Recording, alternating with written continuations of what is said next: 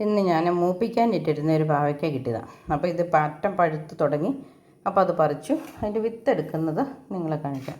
പാവയ്ക്കയുടെ എല്ലാ വിത്തുകളും ഒരേപോലെ അല്ല, ചിലത് വലുത് നടുഭാഗത്തെ വിത്തുകളെടുത്ത് നട്ടാലാണ് നല്ല വിത്ത്.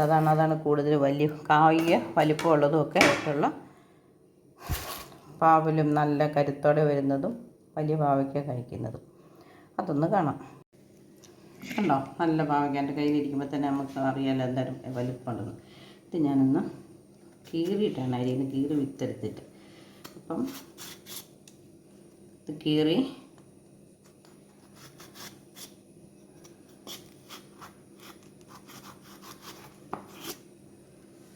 ഇത് കണ്ടോ, ഇതിൻ്റെ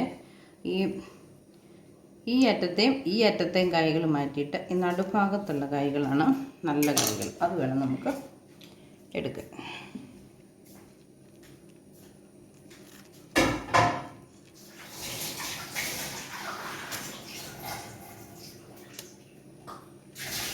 മറ്റേ കായ്കൾ നട്ടാലും മുളയ്ക്കും എങ്കിൽ പോലും വിത്തിന് നമ്മൾ വെക്കുമ്പം ഈ കായ്കളാണ് എടുത്ത് വയ്ക്കേണ്ടത്.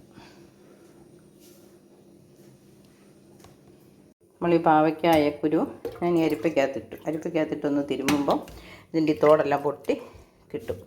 അത് കഴിഞ്ഞിട്ട് ഉണങ്ങാതെ തന്നെ ചുമ്മാ ഈ തണലത്ത് അല്ലെങ്കിൽ ജനലിൽ അല്ലെങ്കിൽ ഒരു പേപ്പറിലൊക്കെ വെച്ച് 2 ദിവസം കഴിഞ്ഞ് വെള്ളം വലിയുമ്പം നമുക്കെടുത്ത് സൂക്ഷിച്ച് വെക്കാം. ബാക്കി കുരു വെയിലത്ത് വെച്ചൊന്നും ഉണക്കരുത് പാവയ്ക്കക്കുരു. ഇത് കണ്ടോ, ഞാൻ കഴുകി എടുത്തിരിക്കുന്ന പാവയ്ക്കക്കുരുവാണ്. ഇത് ഞാൻ ഇങ്ങനെ തന്നെ ഇവിടെ ഒരു 2 ദിവസത്തിൻ്റെ വെള്ളം വലിയാനൊന്ന് വെച്ചിട്ടെടുത്ത് സൂക്ഷിച്ച് വെക്കുകയാണ് ചെയ്യുന്നത്.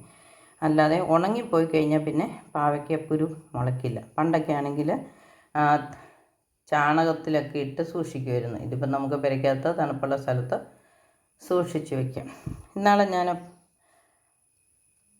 ചതുരപ്പയറിൻ്റെ ഇട്ടപ്പോൾ വിത്ത് എന്നോട് ചോദിച്ചായിരുന്നു. അതുപോലെ പാവയ്ക്കക്കുരുവിൻ്റെ വിത്ത് വേണമെങ്കിൽ വിത്ത് ഞാൻ ഫ്രീ ആയിട്ട് തരാം. പക്ഷേ പോസ്റ്റൽ ചാർജ് ഇപ്പോൾ കൂട്ടി 55 രൂപയാണ്. അത് തരുവാണെങ്കിൽ ഇപ്പോൾ പലതരം വിത്തോ അല്ലെങ്കിൽ എത്ര വിത്ത് വേണമെങ്കിലും തരാം. പക്ഷേ പോസ്റ്റൽ ചാർജ് രജിസ്റ്റർ ചെയ്ത് അയക്കണമെങ്കിൽ 55 രൂപയാണ്. അത് മുടക്കുവാണെങ്കിൽ തരാം. ചേച്ചിയുടെ വീട് എവിടെയാണെന്നൊക്കെ ചോദിച്ചു. എൻ്റെ വീട് തൊടുപുഴയാണ്. തൊടുപുഴ അടുത്തുള്ളവർക്കാണെങ്കിൽ ഞാൻ തൊടുപുഴ എത്തിച്ചു തരാം.